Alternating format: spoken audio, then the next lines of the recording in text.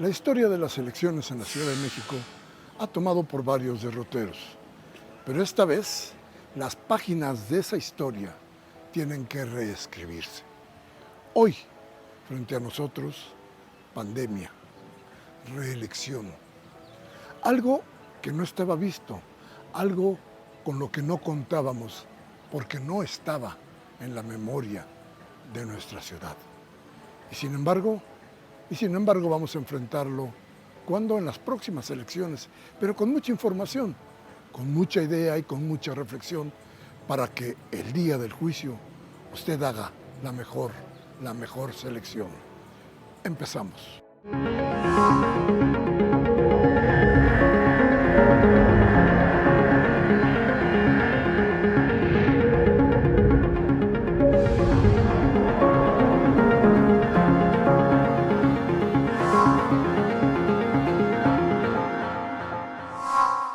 El encargado de las próximas elecciones en la Ciudad de México, es decir, de organizarlas, de contar el voto, se llama Mario Velázquez. Es el presidente del Instituto Electoral de la Ciudad de México. Él tendrá la responsabilidad de llevar a buen puerto esta próxima elección, esta elección en medio del COVID, en medio de la pandemia y con el nuevo trazo político que nos ha dado la Constitución de la Ciudad de México. La reelección de muchos de los actores políticos que usted ya conoce. Mario Velázquez nos platica la historia, nos dice cómo será la próxima elección. El proceso electoral de este 2021 es considerado uno de los más importantes en la historia del país, debido a la cantidad de puestos de elección que se encuentran en disputa. Tan solo en la Ciudad de México se elegirán 16 alcaldes, 160 concejales, 66 diputados locales y por primera vez un diputado migrante. Hoy, en medio de un entorno diferente al de otras elecciones, las instituciones y la ciudadanía tienen el reto de salir a sufragar en medio de un clima de pandemia y ejercer un voto que tiene como antecedente la elección de 2018, donde para la elección de diputaciones locales se obtuvieron 5.370.573 votos, de un total de 7.627.602 votantes. Con el fin de que la ciudadanía llegue informada a las urnas el próximo 6 de junio, el Instituto Electoral de la Ciudad de México ha puesto en marcha diferentes mecanismos que permitan dotar de las herramientas necesarias a las y los capitalinos, como un micrositio en el que se puede conocer a detalle las candidaturas que habrán de elegirse, además de llevar a cabo 51 debates públicos entre abril y mayo de este año. Sabiendo la importancia de los comicios electorales de junio próximo, resalta una pregunta. ¿Los ciudadanos están listos e informados para ejercer el voto? Hoy estamos con Mario Velázquez, es el presidente del Instituto Electoral de la Ciudad de México. Y lo decimos fácil, se dice rápido, como el lugar común nos aconseja, pero no. Mario Velázquez es una historia de la ciudad. Mario Velázquez ha tenido que vivir 3 elecciones. Y esto no es nada fácil. 3 elecciones, además, dirigiendo un instituto una institución que tiene que organizar las elecciones. Y en ese lapso, la Ciudad de México ha ido tal vez perfeccionando su democracia. Hoy está con nosotros Mario Velázquez. Me da mucho gusto presentarlo y de veras, es un placer estar contigo, mirarnos, aunque sea de lejecitos, o no tan cerca, mejor dicho. Justamente. Pero con la idea de poder platicar contigo sobre esta ciudad y esta democracia que tenemos hoy. Y yo hablaba de 3 elecciones, ¿así es? ¿Sí son 3 elecciones las que has vivido? Justamente, Miguel Ángel, pues bienvenido a las instalaciones del Instituto Electoral de la Ciudad de México, una institución que a 22 años de haber surgido es la institución más joven en todas las entidades de la República. 3 elecciones nos ha tocado estar por aquí en este cargo de la presidencia y particularmente en cada una de ellas con particularidades muy específicas en términos de lo que nos ha tocado vivir. 2014 llegamos, octubre específicamente, y arrancamos con la organización de un proceso electoral, el proceso electoral 2014-2015, con una reforma recién estrenada, una reforma constitucional que establecía el nuevo sistema nacional de elecciones. Una absoluta coordinación entre el órgano nacional y el órgano electoral local tenía que darse para efecto de alcanzar con éxito esa primera elección en 2015, donde si bien era una elección intermedia, era una elección importante para la ciudad. Elegíamos en aquel momento a las titularidades de las entonces delegaciones políticas y a la integración de la Asamblea Legislativa de nuestra ciudad. Dos autoridades que sin duda fundamentales e importantes, y con un proceso electoral que implicaba nuevas formas de hacer elecciones, particularmente en términos de casilla única. Dejábamos aquella posibilidad de instalar casilla en el órgano local y la casilla en el ámbito federal, y concurríamos de manera directa con la autoridad nacional en ese sentido. Esa fue una elección sin duda importante para la Ciudad de México, y recuerdo el porcentaje de participación, como ocurre en todas las intermedias, alcanzamos 44%, si mal no recuerdo, de participación en esa elección. Seguimos en la transición para la elección de 2017-2018, una elección que nuevamente traía retos y cuestiones importantes para la ciudad. Para llegar a esta elección había sido electa una asamblea constituyente que había dado por primera vez en esta ciudad la primera elección de la capital de la República. Una constitución donde, por cierto, Miguel Ángel, tú fuiste constituyente, y donde particularmente se establecían nuevas formas de organización en las autoridades de nuestra ciudad. Surgían las alcaldías integradas ya no de manera unipersonal como las habíamos tenido hasta 2018 mismo, sino que ahora serían órganos colegiados donde elegiríamos al alcalde o alcaldesa y a quienes integrarían un órgano colegiado denominado concejalías.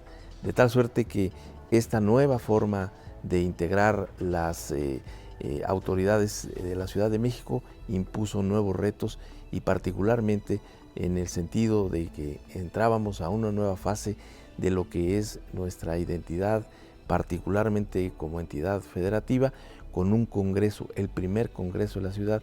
Elegiríamos en 2017-2018 la primera legislatura del Congreso de la ciudad. Cambios sin duda importantes, cambios en la ciudad a partir de una constitución de avanzada que establecía nuevos derechos, nuevas formas de organización política, y donde sin duda la ciudadanía recobraba muchos de los aspectos de participación que le habían sido negados por año. Recordar, Miguel Ángel, que antes de la elección del jefe de gobierno, aquí se definía la forma de gobernar a partir de quien decidiera el jefe del Ejecutivo Federal, y no teníamos las y los ciudadanos de esta capital la posibilidad de elegir a quién nos gobernara. Las delegaciones eran designadas de manera directa y no había una intervención para definir quién gobernaría y qué políticas públicas de alguna manera se consideraban las adecuadas desde el ámbito de la propia ciudadanía. Y esto me parece que es muy importante, porque en la Ciudad de México hemos tenido una constante evolución en la forma de participar y desde luego en la forma de conformar a esta entidad que sin duda como capital de la República tiene la mayor de las importancias en la forma de conducirse y sobre todo en la forma de participar de la ciudadanía. Y viene ahora la elección de 2021, una elección fundamental sin duda, una elección que en términos de las autoridades que se eligen, de nueva cuenta tendremos la elección de las alcaldías y desde luego del Congreso, con una figura novedosa, la reelección en nuestra ciudad capital, que da la posibilidad a quienes hoy están en el ejercicio del cargo de postularse nuevamente para refrendar el programa de gobierno que han propuesto a la ciudadanía, y donde nosotros como ciudadanas y ciudadanos podemos hacer una evaluación del trabajo que han desarrollado, particularmente quienes aspiren al cargo, a mantenerse en el cargo a través de la reelección. Y figuras novedosas que también surgen de la propia Constitución, como es la Diputación Migrante, una representación que tendremos en el Congreso de la Ciudad de quienes, teniendo su origen en esta ciudad capital, hoy viven en el extranjero. Esa comunidad política que se encuentra fuera de nuestra ciudad, fuera de nuestro territorio, tendrá a partir de esta elección la posibilidad de contar con una representación en el Congreso que le permita pues exponer la problemática que tienen como ciudadanos cuando se reincorporan a nuestra ciudad o bien cuando vienen de visita. Hay esta figura novedosa nuevamente en nuestra ciudad capital y será la tercera de las elecciones en las que pues tengo en verdad el privilegio de poder estar en esta institución tan importante para la ciudad y donde el organizar elecciones es una parte de su trabajo, porque tenemos encomendadas algunas otras tareas sin duda fundamentales también, como son los instrumentos de participación ciudadana, los mecanismos que han permitido tener la posibilidad de que la ciudadanía tenga injerencia y desde luego una participación más directa en el ejercicio de recursos públicos para mejorar sus colonias y desde luego también tener a partir de órganos de representación los denominados comités y ahora copacos que permiten a la ciudadanía mantener una cercanía con las autoridades a partir de esta integración y exponer de manera directa su problemática. Son algunos de los aspectos que esta institución tiene encomendados y desde luego en esta parte importante del ejercicio de los derechos políticos, el Instituto Electoral de la Ciudad de México tiene una tarea fundamental. Bueno, lo dices de manera muy rápida, pero también muy fácil. 3 elecciones, los cambios, todo ha sido magnífico. No ha sido magnífico. No todo ha sido así, pasamos de una y seguimos con la otra. Quiero imaginarme, por ejemplo, cómo ponerse de acuerdo entre el órgano electoral local, que ya tendía a una forma de gobierno que chocaba con la forma de gobierno de todo el país, representada de alguna manera o de muchas maneras con el órgano electoral que estaba fungiendo como el representante, digamos, de lo federal. Y yo no veo cómo hayan podido embonar, ni qué circunstancias se pudieron dar, aunque lo técnico no tuviera color, sí había color. Estos son organismos políticos de todas maneras, ¿no? Sin duda, la transición que hacemos de tener una organización de los procesos electorales en el ámbito local de manera directa y autónoma por parte del Instituto Electoral de la Ciudad y ahora tener que compartir de alguna manera tareas tan importantes como la instalación de la casilla única, donde intervienen particularmente en esencia a la ciudadanía, la capacitación de la ciudadanía para atender la responsabilidad es parte de lo técnico, pero en la parte política hay figuras como la candidatura común, que en el ámbito federal no está permitida, en el ámbito local es una forma de participar de los partidos políticos. Candidatura común que permite a algunas de las fuerzas establecer una, pues digamos, alianza hacia un candidato para impulsar su candidatura. Y esto va generando un aspecto político distinto de lo que puede darse en el ámbito federal, donde no existe esa figura y donde se circunscribe únicamente a coaliciones. En el ámbito local, además de las coaliciones, tenemos esta posibilidad de candidaturas comunes que van haciendo una diferencia importante tanto en la forma de participar de la ciudadanía como en la forma de organizar la propia elección. Y así tenemos que ir empatando de alguna manera la organización de un proceso electoral que va teniendo características propias en la entidad federativa, Ciudad de México, y en el ámbito federal con base en la organización de este nuevo sistema que imponía mucha coordinación y donde, debo decirlo, la Ciudad de México tenía y tiene desde luego hoy día una amplia experiencia en organizar elecciones, donde tenía métodos, procedimientos perfectamente establecidos que ahora tenían que ajustarse de alguna manera a la organización de los procesos con base en las determinaciones del órgano nacional y de las leyes generales que surgieron de esta reforma política. Fíjate que cuando te oigo hablar así, no imagino las que pasaste, porque en el corazón de las instituciones laten los partidos políticos. Y los partidos políticos que de alguna manera han perdido identidad política, han ganado formas de negocio. Esto no te lo pregunto porque es una cuestión muy sabida, muy clara además. Pero a la hora de la negociación, ¿qué pasa? ¿Cómo se da? Negociar con los partidos políticos que tienen intereses tan disímbolos, ¿cómo se logra? ¿En qué lugar queda, por ejemplo, la vida de los ciudadanos en la Ciudad de México respecto de las formas de pensar de cada uno de los partidos a la hora de construir esto que son las técnicas de la elección y de la democracia, del soporte de la democracia? Como tú bien lo dices, el Instituto Electoral tiene su Consejo General, que es el máximo órgano de dirección, y en este consejo están incorporados todas las representaciones políticas. Y justamente ahí las discusiones tienen que darse en la lógica de buscar, desde luego, cumplir con los valores democráticos. Hay partidos políticos que tienen particular interés en una forma de administrar las elecciones. Hay algunos otros que se contraponen, evidentemente. Esto hace necesario que la autoridad electoral, particularmente quienes toman las decisiones, que son los consejeros, las consejeras que tienen derecho a voto, pues tomen de verdaderamente un planteamiento en el sentido de vigilar y hacer que se cumplan los principios rectores de la función electoral. Las tensiones al interior del órgano colegiado, sin duda que son cotidianas. Es un órgano eminentemente político donde los intereses partidistas se ven, desde luego, vislumbrados en cada uno de los actos y cada uno de los acuerdos que se toman en ese consejo. Entonces, si es un tema fundamental, es un tema donde hay que discutir, hay que de alguna manera hacer los planteamientos, siempre buscando, desde luego, que el derecho ciudadano sea protegido, sea tutelado.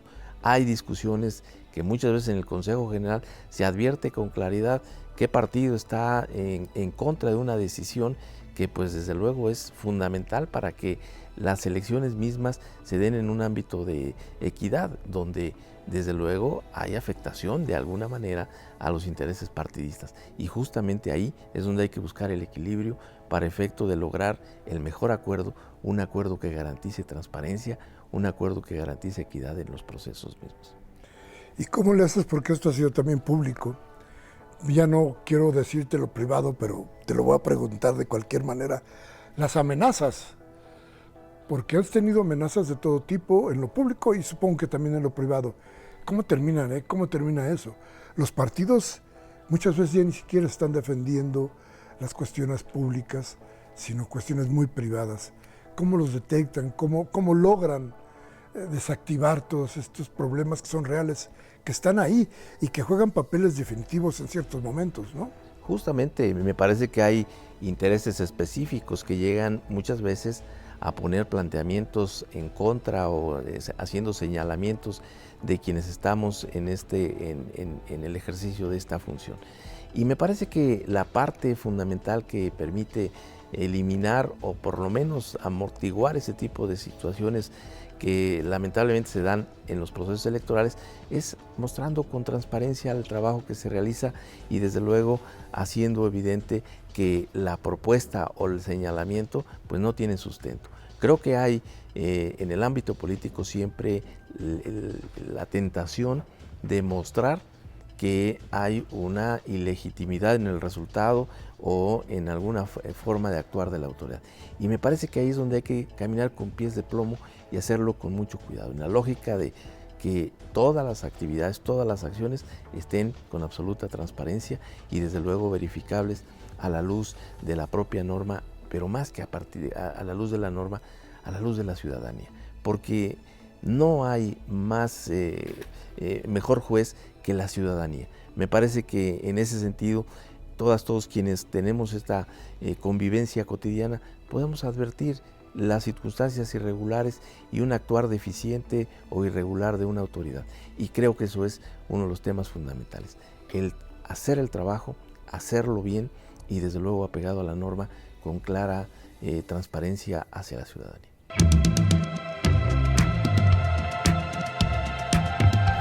Va a ser un proceso bastante competido. No creo que haya muchas sorpresas, pero principalmente yo siento que la sociedad ya está cansada de tanto comercial basura. Y claro que debemos de salir a votar porque pues, la verdad sí, es necesidad, ¿no? O sea, para el pueblo y todo, tener confianza en las elecciones y todo, ¿no? Pienso que sirve porque un país como el de nosotros y varios países más se tienen congresos y del mismo pueblo y es necesario para escoger a nuestros representantes.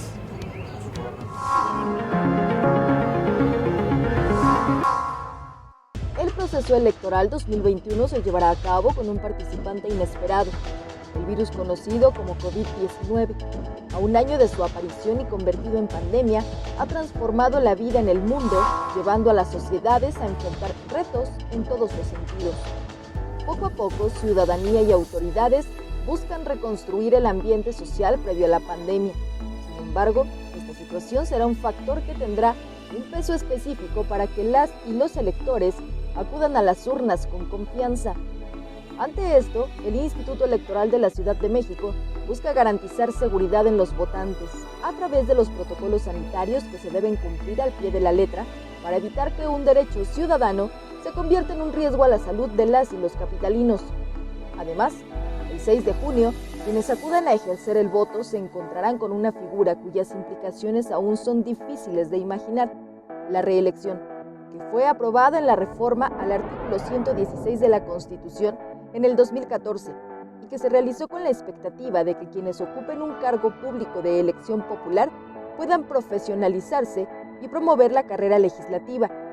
Este 2021, 9 alcaldes y 30 diputados, además de un número importante de concejales, buscarán la reelección al cargo, y por primera vez en la historia se elegirá un diputado migrante, que es la figura de representación política para la comunidad chilanga que vive en el extranjero, ante el Congreso de la Ciudad de México, y que deberá ser postulada por los partidos políticos. A ver, hay un tema importantísimo porque lo vamos a estrenar: la reelección. ¿Cuándo se nos olvidó que la historia de México hablaba de caciques políticos? ¿Cuándo se nos olvidó que esto no era lo más sano para la política? ¿Cuándo dejó de ser un perjuicio para la ciudadanía esto de la reelección? ¿Cómo lo tuviste que vivir? ¿Cómo se vivió? ¿Cómo se dio? ¿Cómo estaban los partidos políticos sobre el asunto? ¿No teme la autoridad electoral estar dando paso a esos cacicazgos políticos que en alguna vez de nuestra historia ya hicieron daño? Bueno, en principio me parece que tenemos amplia experiencia en los temas de la reelección. Me parece que en términos de lo que ahora hemos, particularmente en la Ciudad de México, estrenado como la posibilidad de esta continuidad de los ejercicios públicos, de servidores públicos que han alcanzado el cargo a través del voto, pues se ha establecido particularmente la idea de que es un mecanismo que permita dar continuidad a programas que se han planteado. Los cacicazgos, ¿eh? Justamente creo que ahí es donde viene el tema de que el ciudadano, la ciudadana, tenemos la obligación y particularmente el derecho de hacer una evaluación muy objetiva de lo que está ocurriendo, porque de otra manera, si no estamos ejerciendo ese derecho de evaluación de quienes están llevando a cabo el ejercicio de gobierno, podemos incurrir particularmente en esa situación, en que haya un mecanismo de movilización o un mecanismo de comprar voluntades que permitan dar continuidad a estos servidores públicos. En nuestra ciudad tendríamos esta posibilidad hasta por 12 años, tendríamos en específico alcaldes que tendrían esa posibilidad de tener hasta 12 años el ejercicio de gobierno y desde luego legisladores que de igual manera lo pudieran hacer. Y creo que ahí es donde, con la amplia historia nacional que tenemos sobre este tema, las nuevas generaciones tenemos que estar muy particularmente vigilantes de que no lleguemos a esos extremos donde pues se construyan cacicazgos que evidentemente empiecen a trastocar la participación libre de la propia ciudadanía. Creo que es un tema fundamental, creo que es un tema de reflexión. Hoy día está en la Constitución como un derecho de quienes en el ejercicio del cargo tienen la posibilidad de seguir gobernando, pero de igual manera es un derecho de la ciudadanía para hacer una evaluación objetiva de los resultados y desde luego de ir eliminando ese riesgo de que se vuelva un gobierno un cacicazgo. Claro, parece que la medicina, el antídoto en contra de todo esto es ir a las urnas y votar, para una cosa o para la otra, pero votar y decidir. Este programa se llama El Día del Juicio, porque lo que intentamos decirle a la gente es, tenga usted la información suficiente para llegar a la urna y tomar esa decisión que va a ser su juicio final. A final de cuentas, es la idea eso. Y cuando pienso en eso digo, caray, ¿y son los partidos políticos hoy los representantes de la población? ¿Quién está discutiendo la vida de la ciudad? ¿Quién? ¿Los partidos políticos sí son los representantes? ¿La gente sí está yendo a las urnas a decidir? ¿La política está cumpliendo con sus fines? ¿Los órganos electorales sirven para que esto suceda? ¿Dónde estamos? ¿En qué momento de la democracia estamos parados? Bueno, en principio me parece que lo has dicho con mucha claridad. El día del juicio debe de estar debidamente sustentado en información que tengamos. De otra manera, no habría juicio. Tendríamos una decisión pues que lamentablemente no estaría en esa condición de juicio. Y justo ahora, nosotros como institución electoral lo que hemos buscado es ampliar la posibilidad de que la ciudadanía tenga información. ¿A través de qué elementos? Primero, las nuevas tecnologías te permiten tener esa posibilidad de difundir información como pueden ser las plataformas electorales. Creo que en nuestra ciudad difícilmente alguien que en la calle le preguntemos si conoce la plataforma política o la oferta política de un partido y más aún de un candidato, no nos responderá y seguramente tendrá un desconocimiento absoluto de ello. Esto es un elemento fundamental porque la plataforma política, la oferta que están proponiendo las candidaturas, será el elemento de evaluación en el caso de la reelección. ¿Propusiste esto? ¿Ejecutaste esto? ¿Dejaste pendiente esto? Si no conocemos la propuesta, pues no podremos evaluar lo que se ejecutó en el gobierno que se desempeñó y evidentemente no habrá una valoración de la actividad misma. Y eso es un gran tema porque finalmente la ciudadanía tiene que tener una referencia de cuál fue el ofrecimiento, un proyecto social, un programa específico hacia una alcaldía o hacia algún tema en concreto. ¿Cómo lo vamos a evaluar? ¿Alcanzó o no los niveles de cumplimiento en ese contexto? Y en ese sentido me parece que hoy día conocer las plataformas políticas es un elemento fundamental. Otro más, el debate. En la Ciudad de México, a partir de 2018, en la elección de 2018, llevamos a todos los cargos a un debate, al menos un debate, porque en este tipo de mecanismos las candidaturas exponen su oferta inmediata, su oferta más, vamos a decirlo, la que tiene mayor acercamiento, con la que buscan impactar a la ciudadanía para alcanzar el voto. Y en esos debates es donde también existen elementos con los cuales podremos mañana, a quien alcanzó el triunfo, evaluar y exigir de alguna manera lo que prometió. Para esta elección estaremos de igual forma organizando un debate de cada una de las elecciones. Es decir, tendremos 33 debates para las diputaciones, tendremos 16 debates para las alcaldías y uno más para las diputaciones de representación proporcional. ¿Cuál es el propósito? Acercar esos elementos de juicio que le permitan a la ciudadanía el día 6 de junio trazar el círculo que desde su perspectiva y desde la información que tienen les parece el más conveniente. La ciudadanía no conoce, tienes toda la razón, las plataformas políticas de los partidos. Eso es cierto, y es difícil conocerlas, porque además de pronto son tabiques que no tienen posibilidad de estar en la mente de la gente.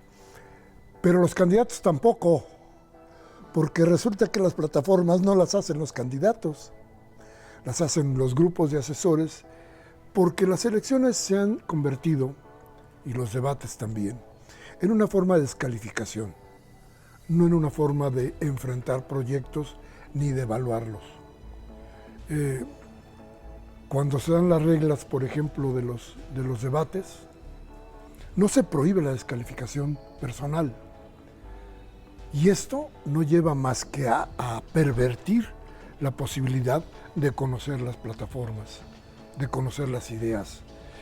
Y de pronto oyes descalificaciones y gestoría. Yo voy a poner banquetas. ¿Cuántas? 12, yo pongo 24. Y resulta que no hay la profundidad de la idea. Y todo se convierte, en todos estos debates, en eso, en descalificaciones. Y esto, como no sé si es gestoría o exactamente qué era, promesas muy vanas que a final de cuentas, cuando hay que evaluar, ¿se puso la banqueta o no puso la banqueta? Pues la puso 3 veces y la destruyó 3 veces y no sirve para nada. Entonces, ¿qué formas para poder lograr que estos debates y que estas ideas fueran algo mucho más esencial para la ciudadanía? Está bueno el show, pero yo creo que el show no nos sirve a los ciudadanos para poder tomar decisiones, para hacer nuestro juicio. Hay algo que se puede hacer. Bueno, nosotros en términos de lo que justamente hemos advertido, en lo que puede derivar un debate si se empieza a generar una serie de descalificaciones, pues evidentemente no habrá una propuesta que a la ciudadanía le pueda interesar. Y en ese contexto lo que hemos buscado es compromisos directamente de las fuerzas políticas de sustituir la diatriba y este tipo de descalificaciones por propuestas. Recientemente, el día 8 de marzo, se suscribió un compromiso de todas las fuerzas políticas por, pues, entre otros temas, eliminar la violencia política por razón de género y desde luego otros elementos importantes y compromisos en los que están justamente esto, que haya propuesta, que haya oferta, no necesariamente diatriba, descalificación, sino que haya eso, una propuesta política a la ciudadanía, una propuesta que esté desde luego sustentada en el objetivo que tienen de alcanzar el gobierno mismo. Entonces, creo que sí hay mucho que hacer todavía en esa materia y un tema importante también, nosotros desde el punto de vista de la ciudadanía tenemos que estar muy atentos a esto. ¿Qué partidos políticos están realmente haciendo una oferta seria, una oferta de gobierno que permita de alguna manera resolver nuestra problemática? Y en ese contexto creo que es lo que como ciudadanos tenemos la oportunidad de valorar. ¿Qué ofrecimiento estoy teniendo? Tal vez no el de la banqueta, sino el de un cambio. Realmente busco un cambio, quiero un cambio.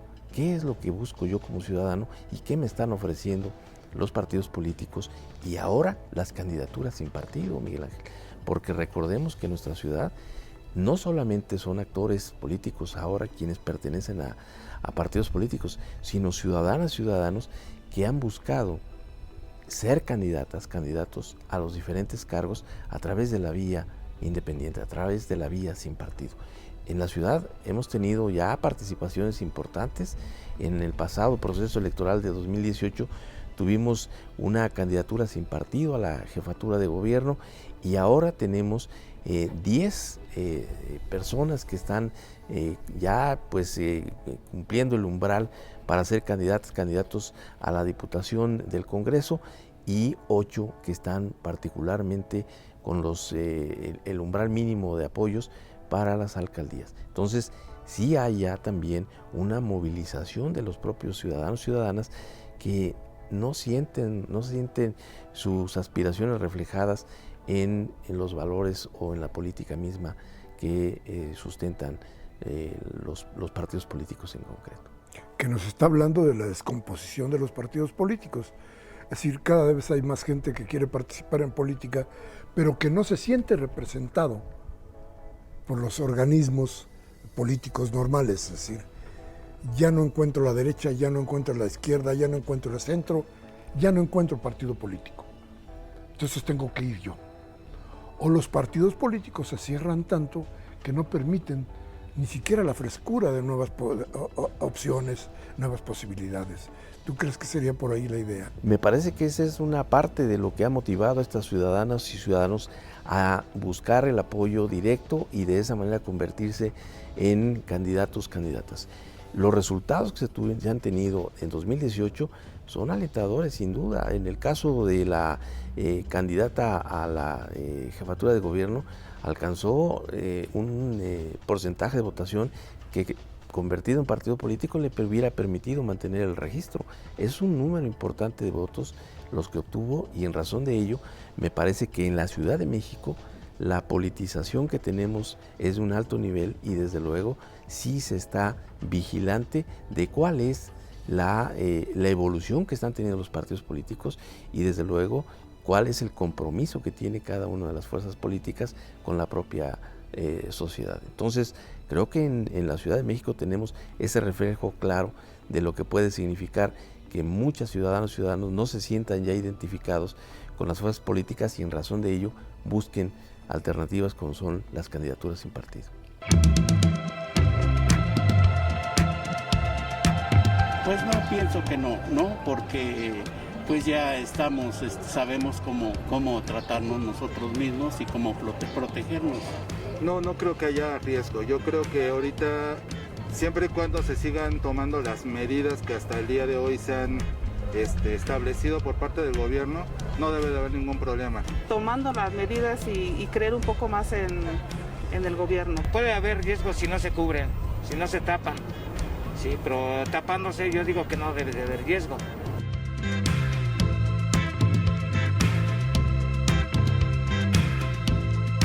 Sí, bueno, yo considero que este tipo de elecciones puede fomentar a que se dé continuidad al trabajo legislativo, pero también considero que hay que darle oportunidad a otros representantes populares.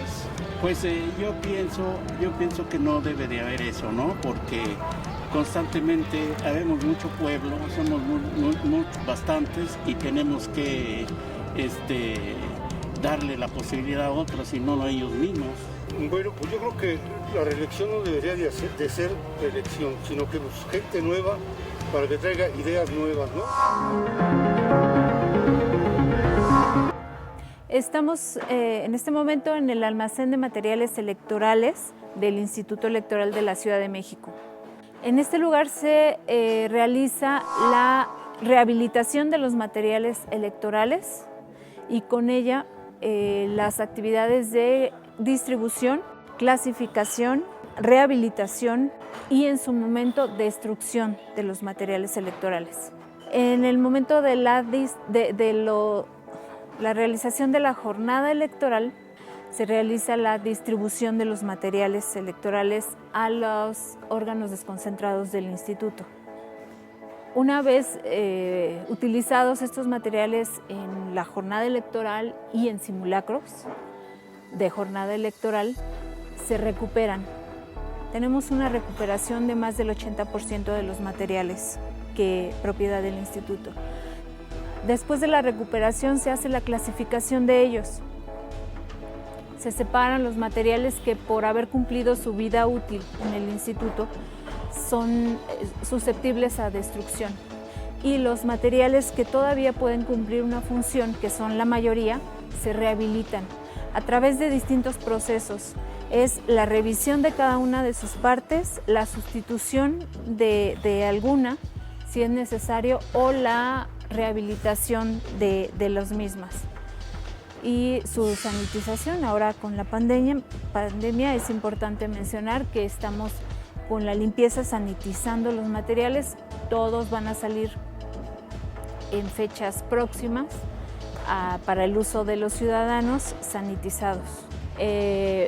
Ustedes pudieron ver, por ejemplo, que estamos atendiendo también una disposición del Instituto Nacional Electoral acerca de quitar las cortinas de los canceles electorales.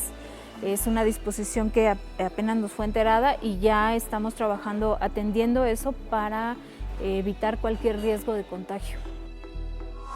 En las elecciones del 6 de junio de 2021, el Instituto Electoral de la Ciudad de México implementará diversas medidas sanitarias para garantizar la seguridad de los electores capitalinos. Entre ellas, se ha definido que por cada casilla instalada en la Ciudad de México y ante la falta de cortinillas de protección, solo podrán permanecer en ella 2 personas al momento de sufragar. Esto permitirá mantener la secrecía del voto y garantizar la ventilación suficiente para prevenir cualquier riesgo de contagio. Y de pronto siento que hemos buscado, incluso desde la Constitución, forzar un poco nuestra realidad. Y me refiero concretamente a los diputados migrantes, que pues no entiendo exactamente qué realidad tendrían que defender o qué leyes se podrían hacer que no van a trascender donde ya existen leyes, en otro país, por ejemplo. ¿No parece un ejercicio muy forzado, con todo y que haya estado en lo que esté en la Constitución? Claro, mira, nosotros hemos hecho pues una serie de análisis porque lamentablemente la ley secundaria no dio los elementos suficientes para que la organización de esta elección pues se diera con claridad con los objetivos específicos de la misma, y hemos ido construyendo de alguna manera tanto las reglas para la elección misma como vislumbrando cómo va a ser la participación de quien resulte electo en esta Diputación Migrante o electa en esta Diputación Migrante. Preguntas como, ¿tendrá que acudir a las propias sesiones del Congreso?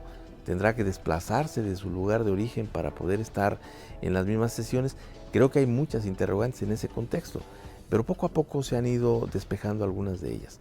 En principio, la elección de esta figura de la Diputación Migrante, a diferencia de otras entidades, solo se realizará por quienes viven en el extranjero. Es decir, van a votar las personas que viven en el extranjero por esa candidatura de la Diputación Migrante. Quienes vivimos en la ciudad no tendremos la decisión de quién será la representación que tenga en el Congreso. Es una primera decisión que surge de esta determinación de cómo organizar la elección misma de esta figura de la Diputación Migrante. La segunda, ¿cuáles serán las atribuciones que tiene esta representación?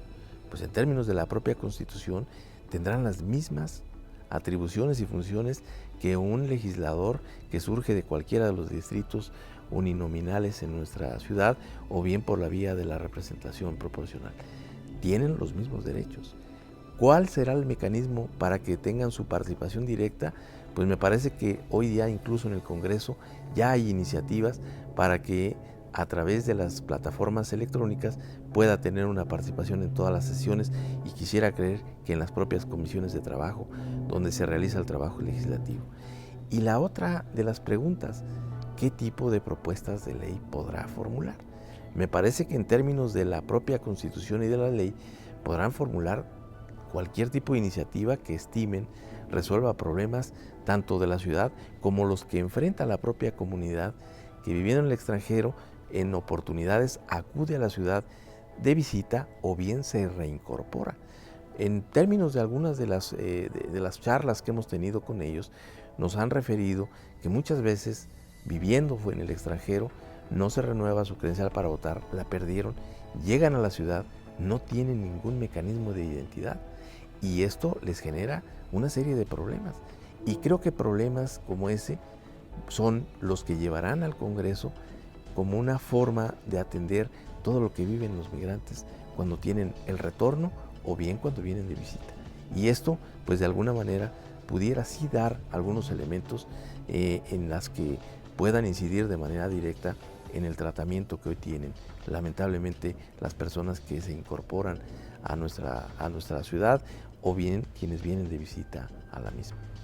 No, y no podemos olvidar que son derechos que se han ganado con su trabajo y con su dinero. A final de cuentas, una parte importantísima de nuestra economía viene del trabajo del migrante. Creo que sin duda es una cuestión importante. Pero de todo esto nuevo que tenemos y que, bueno, se ha planeado, se ha planteado, se ha estudiado y se ha venido, por decirlo de alguna manera, cocinando poco a poco, hay otras cosas que no estaban previstas. La pandemia, la sana distancia, el uso de cubrebocas, la posibilidad de la infección, la vigilancia, la organización. ¿Qué van a hacer? ¿Cómo se puede hacer? Parece que no hay todavía voto electrónico o voto a distancia, pero ¿cómo hacerle? ¿Qué vas a hacer?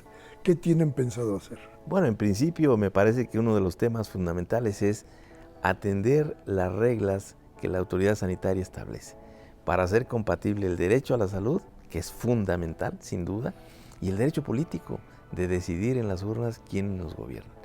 Y justamente en ese contexto es que hemos trabajado de manera conjunta con el órgano nacional, porque en la instalación de la casilla única tenemos que atender varias de las previsiones que impone la propia organización de la elección. La primera, de las personas que van a integrar la mesa directiva de casilla, porque recordemos, son nuestras vecinas y vecinos que reciben una capacitación y que el día de la jornada se convierten en la máxima autoridad electoral. Ellas y ellos son quienes tienen en sus manos la elección, reciben los votos, los cuentan, son materialmente la autoridad electoral el día de la jornada. Esa es una primera interacción que tenemos que cuidar. ¿Cómo se van a capacitar? De la infección, ¿no? Justamente.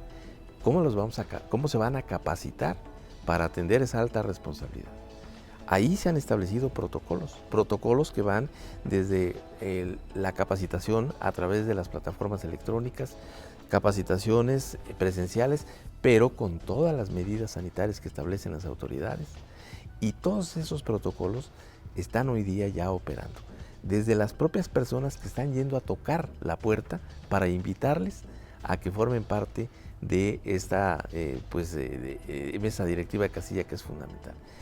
Vienen otros protocolos adicionales, Miguel Ángel, que como tú bien has dicho, organizar las elecciones sin duda tiene muchos detalles y ahora en tiempos de pandemia se complejizan más. Recibir los materiales. Habrá que establecer mecanismos para que esos materiales que se reciban estén con las medidas sanitarias y no vayan a generar un contagio. Porque tanto boletas, urnas, mamparas y todos los demás elementos materiales que se usan en una elección tienen que tener ese resguardo, tienen que tener esa sanitización para que a las personas que van a llevarlos el día de la jornada a los espacios donde se instalarán las casillas, pues tengan la certeza de que no habrá un contagio. Ese es uno de los temas fundamentales que hoy día se están atendiendo. La otra, el día de la jornada, instalada la casilla, ¿cómo va a ser el flujo de votantes? ¿Qué tipo de medidas se van a tener que atender para efecto de guardar la sana distancia entre quienes estén formados en la fila? El uso de cubrebocas de todas las personas que acudan. La previsión del bolígrafo que deberá utilizarse para cruzar la boleta. El uso o la presentación de la credencial para votar.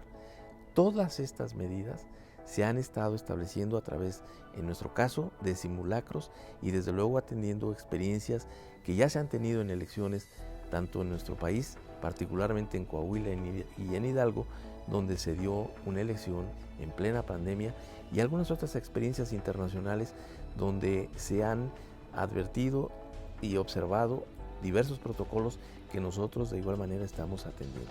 Todo esto, desde luego, estamos tratando de llevarlo a cabo de la mano directamente de las autoridades de salud. Hay una estrecha coordinación entre el trabajo institucional de los órganos electorales y de las instituciones de salud para efecto de no dar ningún paso que no lleve sino a garantizar que no haya ninguna propagación del virus en el ejercicio del derecho al voto. Esa es una parte importantísima, la pandemia y lo que la gente pueda pensar de una posible infección. Y la otra es también el ánimo, la idea de si los partidos políticos van a respetar mi voto y van a respetar mi decisión, mi juicio. creo que son dos elementos que van en contra de una buena votación. ¿Cómo le van a hacer ustedes para alentar que la gente vaya a votar en esta elección que es importantísima por el futuro inmediato del país y de la ciudad? En principio, me parece que, como bien lo señalas, es un ejercicio ciudadano que no puede posponerse ni suspenderse. Tendrá que llevarse a cabo y en razón de ello es necesario establecer que ese derecho que tenemos de definir qué autoridades vamos a tener en los siguientes 3 años es tan importante que desde luego debemos hacerlo. Y nosotros tendremos 2 funciones fundamentales. Primero, garantizar que las elecciones se den dentro de la legitimidad que la propia norma establece y desde luego cuidando todos y cada uno de los pasos. Y la otra, estableciendo con total transparencia las medidas que se están tomando para que la ciudadanía, con la confianza que esto genere, acuda a la urna. Creo que es un tema fundamental porque si bien, y tú lo sabes, en las elecciones intermedias siempre hay una disminución del porcentaje de votación. Si ahora estamos en una elección intermedia, en una situación de esta naturaleza, con la emergencia sanitaria que se ha vivido en la ciudad, pues pareciera que los números que arrojará la participación de la ciudadanía serán muy bajos. Me parece que lejos de ello debemos de considerar como ciudadanos de esta ciudad el compromiso que tenemos para con nuestra propia ciudad de que haya una elección donde la participación ciudadana sea importante. Dejarlo de otra manera estaríamos corriendo riesgos muy importantes de una elección que pudiera no tener la legitimidad de una votación que le dé esa legitimidad no solo al proceso, sino al propio ejercicio de la función de quien sea electo en la propia urna. Una última cosa, Mario. Fíjate que en la idea esta de cómo se promueven los partidos y los tiempos de campaña, las descalificaciones y el show que hacen los partidos no compensa a todos los mensajes que hace el instituto, porque a final de cuentas son muchos más, si pensamos en todos los partidos. Y esto seguramente desalienta al votante. ¿No han pensado ustedes en alguna forma de hacer que sean más en número o más en fuerza los mensajes de la institución para llevar a la gente al voto? Porque yo francamente cuando oigo lo que dice cada uno de los partidos digo, no tiene caso ir a votar. Pero me alienta el saber que esto es parte de lo que me va a pasar mañana. Mi voto es la idea del mañana. Entonces, ¿cómo le van a hacer ustedes? Bueno, nosotros tenemos tiempos que específicamente son de la institución para esta difusión de los mensajes que inviten a la ciudadanía a votar. Lamentablemente, en términos de la comunicación política, las instituciones electorales estamos circunscritas a esos tiempos. No hay posibilidad de ampliar hacia contrataciones específicas en los medios de comunicación para efecto de tener una más amplia difusión. Estamos muy acotados, estamos muy limitados y si a eso le agregamos los presupuestos que sin duda son restringidos y más ahora en estos años donde la pandemia nos ha puesto en una condición económica muy difícil, nosotros hemos buscado a través de mecanismos alternativos el generar esta difusión de los mensajes y son las redes sociales.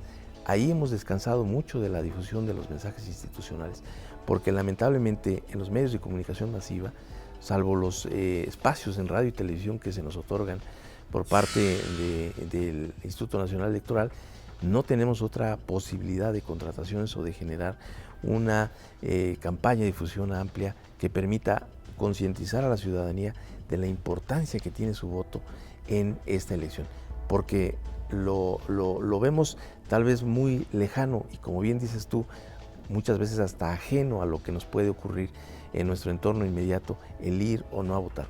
Pero en la realidad de lo que es una convivencia social y lo que significa una elección en términos de sociedad, es fundamental acudir a votar y ejercer ese derecho que tenemos para determinar quiénes gobernarán en los siguientes 3 años, al menos en estos cargos. En conclusión, el llamado del próximo 6 de junio será por una nueva lucha de los habitantes de esta ciudad, por preservar, por aumentar los niveles de nuestra democracia. La lucha, el reto, es llegar a las urnas, es votar, es decidir, es el día del juicio. Soy Miguel Ángel Velázquez y le agradezco que haya permanecido con nosotros y le aseguro que por ahí nos encontraremos.